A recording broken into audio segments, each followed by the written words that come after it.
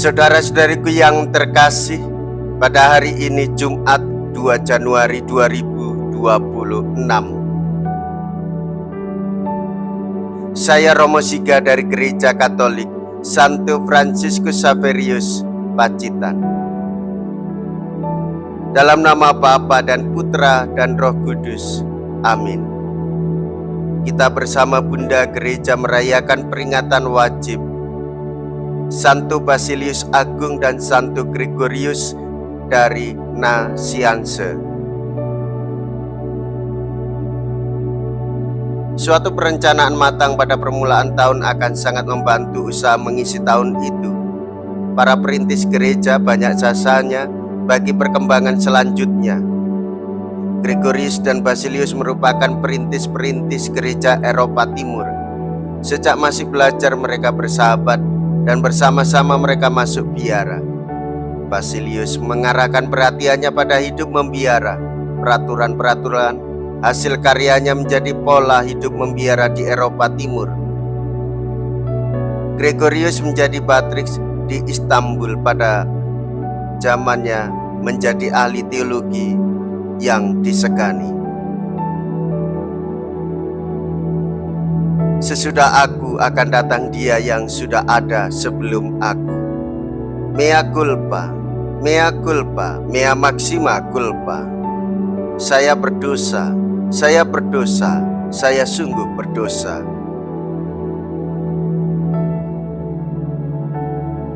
Semoga Allah yang Maha Kuasa mengasihani kita, mengampuni dosa kita, dan menghantar kita ke hidup yang kekal. Amin. Marilah kita berdoa. Allah Bapa, sumber kebenaran, Santo Basilius dan Santo Gregorius menjadi cahaya terang bagi gerejamu berkat teladan dan pengajaran mereka. Semoga berkat doa restunya kami selalu mencari kebenaran-Mu dengan rendah hati serta mencintai dan menghayatinya dengan setia. Dengan pengantaraan Yesus Kristus Putra-Mu Tuhan kami, yang hidup dan berkuasa bersama dengan Dikau dalam persatuan Roh Kudus, Allah sepanjang segala masa. Amin.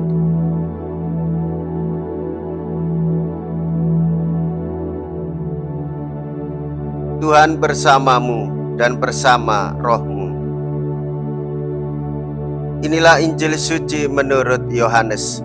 Dimuliakanlah Tuhan. Yohanes bab 1 ayat 19 sampai dengan ayat 28. Inilah kesaksian Yohanes ketika orang Yahudi dari Yerusalem mengutus kepadanya beberapa imam dan orang-orang Lewi untuk menanyakan kepadanya, "Siapakah engkau?" Yohanes mengaku dan tidak berdusta, katanya, "Aku bukan Mesias."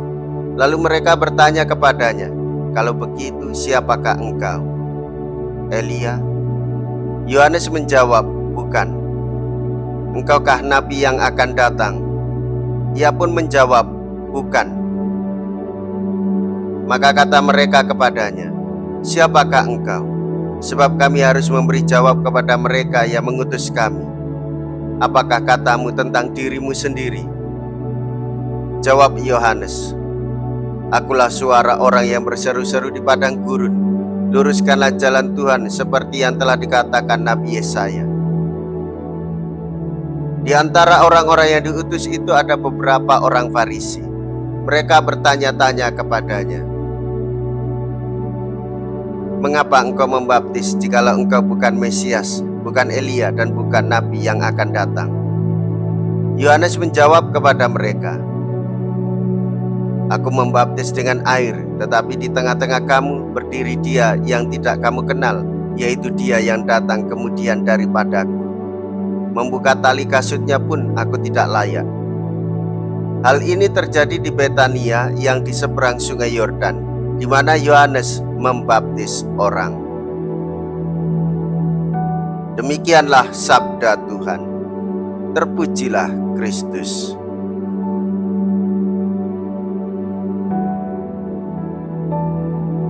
Saudara-saudariku yang terkasih, kita telah mendengarkan bersama bagaimana Yohanes Pembaptis melakukan dialog dan percakapan, dan ia mengungkapkan kerendahan hatinya bahwa dia lebih kecil daripada Yesus yang akan datang. Ia mengungkapkan kerendahan hatinya, membuka tali kasutnya pun ia tidak layak. Saudara-saudari, Yohanes datang ke dunia untuk mempersiapkan jalan bagi Tuhan. Ia menyerukan supaya orang-orang bertobat dan mau dibaptis, dan berbalik hidup menurut kehendak Allah yang Maha Kasih. Kita juga telah mengetahui bersama kelahirannya membuat banyak orang kagum. Yohanes lahir dari pasangan yang sudah berumur, yaitu Zakaria dan Elisabet, sampai membuat ayahnya, yaitu Zakaria, menjadi bisu karena ketidakpercayaannya atas kuasa Tuhan. Israel adalah Yohanes. Yohanes adalah orang istimewa yang namanya bukan dari nama keturunan, yang artinya tangan Tuhan menyertai dia. Yohanes hidup di padang gurun, pakaiannya jubah bulu unta dan ikat pinggang kulit, dan makanannya belalang dan madu hutan. Ia tinggal dan bertapa di padang gurun. Hidupnya keras. Dia melakukan olah rohani untuk mempersiapkan jalan bagi Tuhan.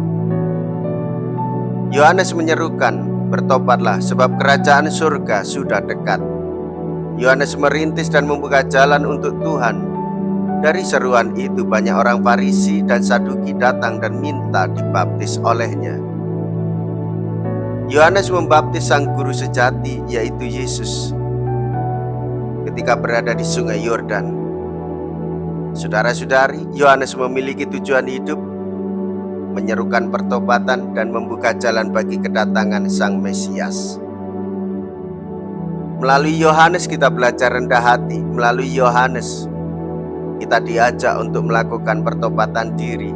Melalui Yohanes kita diingatkan juga akan daya semangat hidup, rahmat sakramen baptis yang telah kita terima, supaya kita hidup sebagai anak Allah, menjadi murid Tuhan Yesus, sekaligus mengikuti teladan orang-orang suci dalam nama baptis kita semua.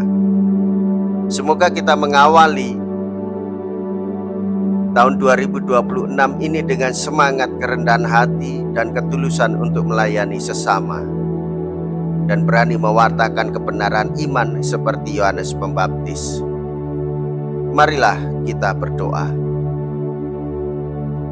Allah Bapa kami yang Maha Baik, kami telah diajar oleh sabda Kristus Guru kami dan disegarkan oleh korban Kristus santapan kami. Semoga dengan doa restu dan bantuan Santo Basilius dan Gregorius sabdamu kami wartakan, dan kurnia cinta kasihmu kami bagikan, dengan pengantaraan Kristus Tuhan kami. Amin. Tuhan beserta kita, sekarang dan selama-lamanya. Semoga Allah yang Maha Kuasa memberkati saudara sekalian, Bapa dan Putra dan Roh Kudus. Amin. Saudara-saudariku yang terkasih, pergilah. Ibadah sabda sudah selesai. Syukur kepada Allah.